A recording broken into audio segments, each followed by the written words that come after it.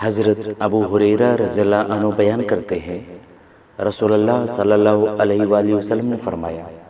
سب سے زیادہ درست بات جو کسی شاعر نے کہی وہ لبید شاعر کی یہ بات ہے، سن لو اللہ کے سوا ہر چیز فانی ہے۔ سیدہ عائشہ رضی اللہ عنہا سے روایت ہے کہ نبی کریم صلی اللہ علیہ وآلہ وسلم نے فرمایا، سب سے عمدہ چیز وہ ہے جو آدمی اپنے ہاتھ کی کمائی سے کھائے اور اس کی اولاد بھی اس کی کمائی میں سے ہے۔ حضرت ابو ہریرہ رضی اللہ عنہ بیان کرتے ہیں، رسول اللہ صلی اللہ علیہ وآلہ وسلم نے فرمایا، بندہ کہتا ہے میرا مال میرا مال، حالانکہ اس کا مال فقط 3 صورتوں میں ہے، جو اس نے کھا کر ختم کر دیا،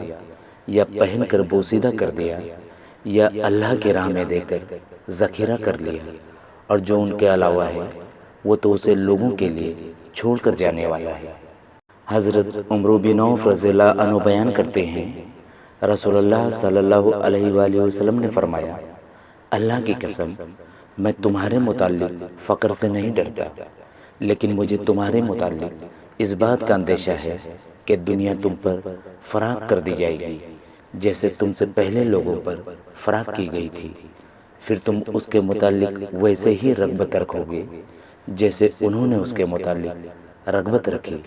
اور وہ تمہیں ہلاک کر دے گی جیسے اس نے انہیں ہلاک کر دیا۔ حضرت عبداللہ بن عمرو رضی اللہ عنہ بیان کرتے ہیں،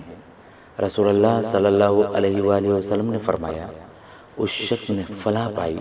جس نے اپنے رب کی اطاعت کر لی اور اسے بقدر ضرورت رزق عطا کیا گیا، اور اللہ نے جو اسے عطا کیا اس پر اس نے قناعت اختیار کی۔ پیارے دوستو، مزید اچھی احادیث ویڈیوز کے لیے ہمارے چینل کو ضرور لائک اور سبسکرائب کر لیں۔ جزاک اللہ، بہت شکریہ۔ السلام علیکم۔